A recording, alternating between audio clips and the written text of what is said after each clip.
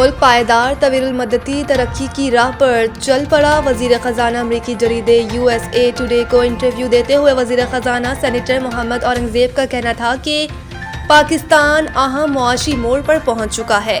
मुआशी इस्तेकाम, इस्लाहात और पॉलिसियों के तसलसल से मुल्की और आलमी सतह पर एतमाद बहाल हो रहा है। मईशत इस्तेकाम के मरहले से निकल कर बरामदात पर मबनी तरक्की की जानिब बढ़ रही है। वजीर खजाना का कहना था कि मकामी और गैर मुल्की सरमायाकारों के लिए नए मौके पैदा हो रहे हैं और मुल्क पायदार तवील मुद्दती तरक्की की राह पर चल पड़ा है। पाकिस्तान ने माली साल का आगाज बेहतर मुआशी बुनियादों के साथ किया, प्राइमरी बजट सरप्लस और करंट अकाउंट सरप्लस हासिल किया। ये मुसलसल खसारों के चक्कर से निकलने की वाज़ेह अलामत है। सेनेटर मोहम्मद औरंगजेब का कहना था कि तरसीलात ज़र में नुमाया इजाफा इस बेहतरी का अहम सबब बना। महंगाई 29% की बुलंद तरीन सतह से कम होकर सिंगल डिजिट में आ गई है और ज़र मुबादला के ज़खायर 14.5 अरब डॉलर से तजावुज़ कर चुके हैं। शरह मुबादला में इस्तेकाम से सरमायाकारों का एतमाद बहाल हुआ। इनका कहना था कि मुआशी इस्तेकाम एक ज़रूरी बुनियाद है, ताहम पायदार तरक्की असल चैलेंज है। गुज़िश्ता माली साल में 2.7% मुआशी नमू मस्बत ज़रूर है। मुआशी नमू तेज़ी से बढ़ती हुई आबादी की ज़रूरियात पूरी करने के लिए न काफ़ी है। हुकूमत खपत कर्जों पर मबनी तरक्की के मॉडल से हटकर बरामदात पर मबनी हिकमत अमली इख्तियार कर रही है। सदर जरदारी की करबला में रोज़ा इमाम हुसैन अलैहिस्सलाम पर हाज़री। सदर मुमलिकत आसिफ अली जरदारी ने करबला में रोज़ा हज़रत इमाम हुसैन अलैहिस्सलाम और हज़रत अब्बास बिन अली अलैहिस्सलाम पर हाज़री दी। इस मौके पर गवर्नर करबला डॉक्टर नसीफ जासिम उल खताबी भी सदर पाकिस्तान के हमरा थे। सदर मुमलिकत ने दोनों मकामात पर फातिहा ख्वानी की और नवाफिल अदा किए। उन्होंने हज़रत इमाम हुसैन अलैहिस्सलाम की कुर्बानी को हक, अदल और इस्तकामत की अब्दी अलामत करार दिया। सदर आसिफ अली जरदारी ने उम्मत मुस्लिमा क़यामत, इत्तेहाद और सलामती के लिए दुआ की।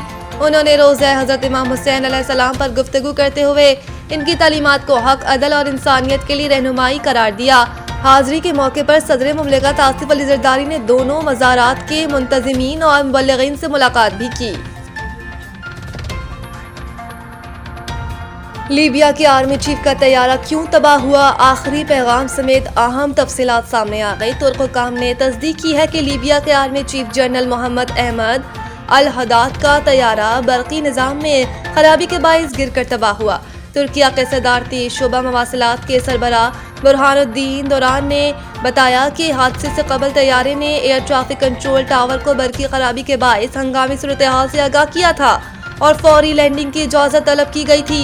उन्होंने सोशल मीडिया प्लेटफॉर्म एक्स पर कहा कि अमले ने अंकारा के एसन-बोगा एयरपोर्ट पर हंगामी लैंडिंग का फैसला किया था। हम वापसी के दौरान तैयारे से राब्ता मुनक़ता हो गया।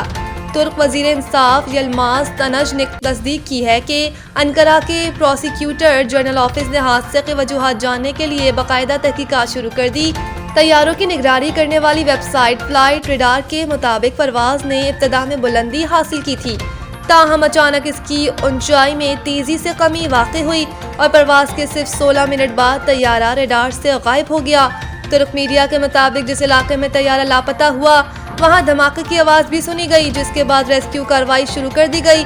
लीबिया की अबूरी हुकूमत के सरबरा अब्दुल हमीद अल बीबा ने जनरल मोहम्मद अहमद अल हदाद की वफात की तस्दीक करते हुए बताया कि हादसे में दीगर आला फौजी और सरकारी हुकाम भी जाँ बाक हुए। प्रॉपर्टी ऑनरशिप ऑर्डिनेंस से मुतालिक दरख्वास्तें लार्जर बेंच को अरसाल। पंजाब हुकूमत से जवाब तलब। Chief justice Lahore high court ने शहरी मुश्ताक अहमद समेत दीगर की दरख्वास्तों पर समाअत की। पंजाब हुकूमत की जानिब से assistant advocate general Waqas Umar पेश हुए। अदालत ने पंजाब हुकूमत समेत दीगर को नोटिस जारी करते हुए जवाब तलब कर लिया। लाहौर हाई कोर्ट ने कमेटियों की कार्रवाई का रिकॉर्ड भी तलब कर लिया। चीफ जस्टिस ने कहा कि क्या दोनों पार्टियों की रजामंदी से कब्जा दिया जा रहा है? अगर दोनों पार्टियों की रजामंदी होती तो कब्जे की दरख्वास्तें हाई कोर्ट क्यों आती हैं? चीफ जस्टिस ने सरकारी वकील से मुकालमा किया कि क्या रूल बन गए हैं? असिस्टेंट एडवोकेट जनरल ने जवाब दिया कि अभी रूल्स नहीं बने। चीफ जस्टिस ने रिमार्क्स दिए कि जिन रूल्स के तहत कार्रवाई करनी है वो रूल्स अभी बनाए ही नहीं। पैरा फोर्स को इख्तियार है कि हुकूमत के कब्जे पर अमल दरामद के लिए मुआवनत करे। सेक्शन 8 के तहत इन कमेटियों के पास जो इख्तियार ही नहीं कि कब्जा करें, इन सवालात के जवाब लार्जर बेंच को दिए जाएं। चीफ जस्टिस ने रिमार्क्स दिए कि कानून क्या कहता है और अगर कमेटियां काम कर रही हैं, कमेटियों को सिविल कोर्ट की ऑर्डर दिखाने के बावजूद कमेटियां मानने को तैयार नहीं। लाहौर हाई कोर्ट ने तमाम दरख्वास्तों पर हुक्म इब्तनाई जारी कर दी। मुल्क के मुख्तलिफ शहरों में मजीद बारिश और बर्फबारी, मौसम दिलफरेब। वादी नीलम में तीसरे रोज भी वक्फे से बारिश और बर्फबारी का सिलसिला जारी है।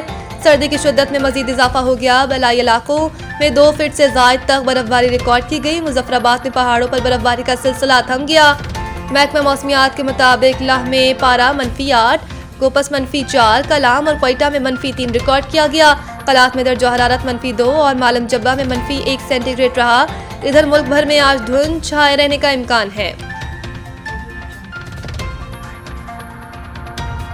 दौरा श्रीलंका के लिए कौमी टीम का ऐलान जल्द मुतवक्की। आम खिलाड़ी की वापसी यकीनी। जनवरी के पहले हफ्ते में शेड्यूल दौरा श्रीलंका के कौमी टीम का ऐलान जल्द मुतवक्की है। तफसीलात के मुताबिक पाकिस्तान और श्रीलंका के दरमियान 7, 9 और 11 जनवरी को दम्बोला में T20 मैचेस तय होंगे, जिसके लिए सेलेक्टर्स ने खिलाड़ियों के इंतखाब पर मुशावरत शुरू कर रखी है। फिटनेस मसाइल से निजात पाने के बाद बिग बैश लीग में बेहतरीन कारकर्दगी दिखाने वाले शादाब खान को श्रीलंका के खिलाफ सीरीज में मौका मिलेगा। शाहीन शाह अफरीदी, बाबर आजम, हारिस राव, मोहम्मद रिजवान और हसन अली को बिग बैश लीग के मुकम्मल मैचेस के लिए NOC दिया गया है। इनके जगह इस दौरे में अब्दुल समद और मौत सदाकत समेत दूसरे नौजवान परफॉर्मेंस के नामों पर गौर हो रहा है। PCB को 6 जनवरी से पहले T20 वर्ल्ड कप के लिए भी इब्तदाई नामों की फहरिस्त भिजवाई है, जिसमें 1 फरवरी तक तब्दीली की जा सकेगी। वाज़ेह रहे कि भारत और श्रीलंका ने वर्ल्ड कप के लिए अपनी टीमों का ऐलान कर दिया।